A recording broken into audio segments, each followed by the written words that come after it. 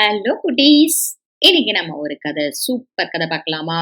ராக்கியும் விக்கியும். ராக்கி காட்டு ராஜா சிங்கம். விக்கி யாரு? ஒரு குட்டி கியூட் சுண்டல். அவங்க 2 பேர் கதையை பார்க்கலாமா? ஒரு அழகான காடு. குட்டீஸ், அழகான காடுனா என்னெல்லாம் இருக்கும்? எஸ், நிறைய பெரிய பெரிய மரங்கள் இருக்கும். அப்புறம் நிறைய அனிமல்ஸ், பேர்ட்ஸ் எல்லாம் இருக்கும்ல. சரி, நம்ம கண்ட்ரியில ஃபாரஸ்ட் எங்கெல்லாம் இருக்கு சொல்லுங்க பார்க்கலாம். கேரளா. அப்புறம் வேற எங்க இருக்கு? கரெக்ட், கர்நாடகால இருக்கு. நான் நிறைய ஃபாரஸ்ட் பார்த்திருக்கேன். வேர்ல்டுலயே பெரிய ஃபாரஸ்ட் இருக்கிறது ஆப்பிரிக்கால.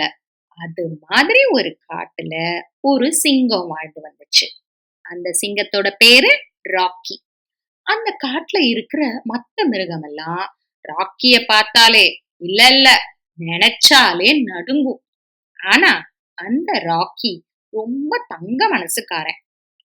பட்டூஸ், சிங்கத்தை பத்தி சில விஷயங்கள் சொல்லட்டுமா? ஒரு சிங்கம் கர்ஜிச்சா, அதாவது சத்தம் போட்டா 8 கிலோமீட்டர் தூரத்துக்கு கேட்கும். அப்புறம் சிங்கம் ஒரு நாளைக்கு 20 மணி நேரம் தூங்கும் தெரியுமா? பசி எடுத்தா மட்டும் முழிச்சு வேட்டைக்கு போகும். சாப்பிட்டு முடிச்ச உடனே தூக்கம்தான். ஓகே, ஒரு நாள் இந்த ராக்கி காட்டுல வேட்டையாடிட்டு டயர்டா ஒரு மரத்துக்கு கீழே படுத்து தூங்கினா. அந்த மரத்தோட பொந்துல ஒரு அம்மா எலி அதோட குட்டியோட வாழ்ந்து வந்துச்சு. அந்த குட்டி எலிய அவங்க அம்மா எலி விக்கி அப்படின்னு செல்லமா கூப்பிடுவாங்க. நம்ம கியூட் குட்டி விக்கி செம்ம நாட்டி தெரியுமா? ஒரு நாள் அந்த அம்மா எலி சாப்பாடு தேடி வெளியே போச்சு.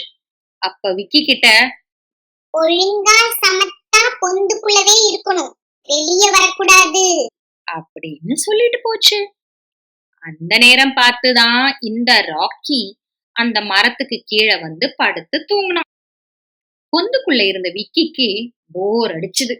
உடனே லேசா பொந்த விட்டு விக்கி வெளியே வந்துச்சு. அது வெளியில தூங்கிக்கிட்டு இருந்த ராக்கிய பார்த்துச்சு. விக்கி இது வரைக்கும் ஒரு சிங்கத்தை கூட பார்த்ததே இல்ல. அந்த சிங்கத்தோட முதுகு விக்கிக்கு படுத்து தூங்குற மெத்த மாதிரி தெரிஞ்சுது. அதுக்கு அது மேல ஏறி ஆடணும்னு ஆசை வந்துச்சு. உடனே அங்கிருந்து ஒரே ஜம்ப் ராக்கி முதுகுல மேல குதிச்சுது. ரொம்ப சந்தோஷமா அங்க இங்கன்னு குதிச்சு விளையாண்டுச்சு விக்கி. நம்ம ராக்கி அசதியில எதை பத்தியும் கவலைப்படாம தூங்கலாம். ஆனா விடாம குதிச்சு குதிச்சு விளையாண்டுச்சு நம்ம விக்கி. திடீர்னு தூக்கம் கலைஞ்சு ராக்கி மெல்ல தலைய தூக்கி பார்த்தான். விக்கி முதுகுல டான்ஸ் ஆடுனத பார்த்தோட ராக்கிக்கு செம்ம கோவம் வந்துச்சு. உடனே படக்குன்னு எந்திரிச்சு நின்னா ராக்கி. சொய்ன்னு சரிக்கிட்டு கீழே விழுந்துச்சு விக்கி. அதுக்கு ராக்கிய பார்த்த உடனே பயம். உடனே பொந்துக்குள்ள ஓட பார்த்துச்சு.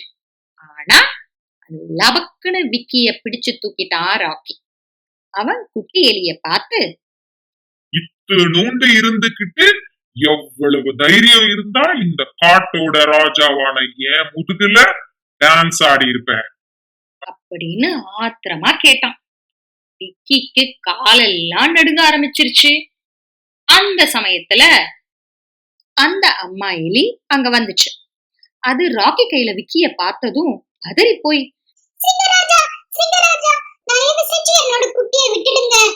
அப்படின்னு கெஞ்சிச்சு. அதுக்கு ராக்கி, நான் எதுக்கு விடணும்? சும்மா தூங்கிட்டு இருந்தவன் முதுகுல உன்னோட குட்டி தான் டான்ஸ் ஆடி தூக்கத்தை டிஸ்டர்ப் பண்ணுச்சு அப்படின்னு சொன்னான். அதுக்கு அந்த அம்மா எலி, என்னோட குட்டிய மன்னிச்சிடுங்க, அது தெரியாம பண்ணிருச்சு. அதுக்கு நீங்க யாருன்னே தெரியாது. என்னோட 10 குட்டியும் என்னை விட்டு போயிடுச்சு. இப்போ இது மட்டும்தான் என் கூட இருக்கு, ப்ளீஸ் அப்படின்னு அழுதுகிட்டே கேட்டுச்சு. ஒரு நிமிஷம் யோசிச்ச ராக்கி, சரி போய் தொலை, நான் எப்பவும் இதே மூட்ல இருக்க மாட்டேன், உன் குட்டி கிட்ட சொல்லி வை அப்படின்னு சொல்லிட்டு விக்கிய கீழே விட்டான். அந்த அம்மா எலி ராக்கிக்கு தேங்க்ஸ் சொல்லிட்டு விக்கி தலையில ஒரு குட்டு வச்சு தர தர தரன்னு இழுத்துக்கிட்டு போச்சு. செல்லக்குட்டீஸ், இப்போ எலி பத்தி இன்ட்ரெஸ்டிங் ஃபேக்ட்ஸ் கேட்போமா? எலிக்கு எப்ப பார்த்தாலும் பசி எடுக்கும். அதனால ஒரு நாளைக்கு 15 to 20 தரம் 15 to 20 டைம்ஸ் சாப்பிடும். அப்புறம் தண்ணியில சூப்பரா நீச்சல் அடிக்கும். ராட்ஸோட பல்லு வளர்ந்துகிட்டே இருக்கும். அதனால அது தன்னோட பல்ல எதுலையாவது தேய்ச்சிக்கிட்டே இருக்கணும். அப்புறம் எவ்வளவு தூரத்துல சாப்பாடு இருந்தாலும் அது என்னன்னு வாசம் பிடிச்சே கண்டுபிடிச்சிரும். அம்மா எலி மாசத்துக்கு 10 குட்டி வரைக்கும் போடும் தெரியுமா? ஓகே ஓகே, இப்போ கதைக்குள்ள போவோமா? கொஞ்ச நாள் கழிச்சு அந்த காட்டுக்கு ஒரு வேடன் வந்தான். அவன் அந்த காட்டுல இருக்கிற பெரிய பெரிய மிருகங்களை எல்லாம் பிடிக்க நிறைய இடத்துல வலைகளை விரிச்சு வச்சான். அதுல ஒரு வலையில தெரியாம நம்ம ராக்கி சிங்கம் மாட்டினா. அதனால அந்த வலையில இருந்து தப்பிக்க முடியல. என்ன பண்ணணும்னு தெரியாம டென்ஷனா இருந்தான். அப்போ அந்த பக்கமா வந்த அம்மா எலி வலையில மாட்டி இருந்த சிங்கத்தை பார்த்துச்சு. மெதுவா சிங்கத்துக்கு பக்கத்துல வந்துருச்சு. ராக்கிய காப்பாத்த அதுக்கு ஒரு ஐடியா வந்துச்சு. உடனே கடகடன்னு ராக்கி மாட்டி இருந்த வலைய கடிக்க ஆரம்பிச்சிச்சு. அதை பார்த்த உடனே சிங்கத்துக்கு தப்பிச்சிடலாம்னு ஒரு நம்பிக்கை வந்துச்சு. ஆனா வலைய விரிச்ச வேடன் திடீர்னு அங்க வந்தான். அவனை பார்த்த அம்மா எலி பயந்து போய் ஒரு புதருக்குள்ள ஓடி ஒளிஞ்சுக்குச்சு. சிங்கத்துக்கு இருந்த நம்பிக்கையும் சுத்தமா போயிடுச்சு. அது வேடனை பார்த்ததும் எலி ஓடிருச்சுன்னு நினைச்சுக்கிச்சு. வேடன் மாட்டி இருந்த சிங்கத்தை பார்த்து சந்தோஷப்பட்டான். அப்புறம் மற்ற வலைகள்ல என்ன மாட்டி இருக்குன்னு பார்க்க ஆசையா போனான்.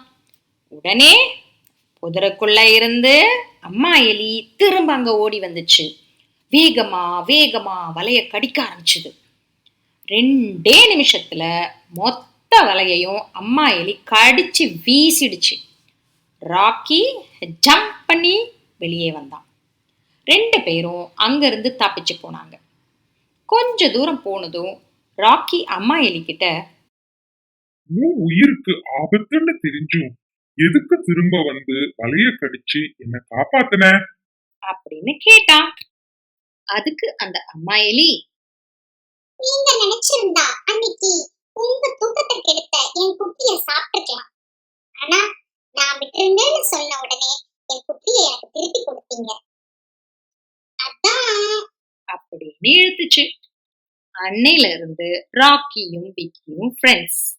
சிட்டூஸ், இந்த ஸ்டோரியில இருந்து நம்ம என்ன கத்துக்கிறோம்னா, நாம செய்யற ஏதோ ஒரு சின்ன நல்ல செயல் பின்னாடி நம்மளோட உயிரையே காப்பாத்தலாம். அந்த சிங்கம் செஞ்ச குட்டி செயல் அதோட உயிரை பின்னாடி காப்பாத்துச்சு.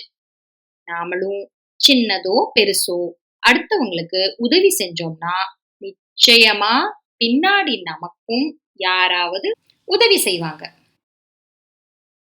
உதவி செய்யாட்டி கூட நம்மளால முடிஞ்ச உதவிய எப்ப முடியுதோ அப்ப நம்ம செய்யணும். எதிர்பார்க்க கூட தேவையில்லை. ஓகேவா? சரி குட்டீஸ், நெக்ஸ்ட் அடுத்த கதையில உங்களை மீட் பண்றேன். பாய்.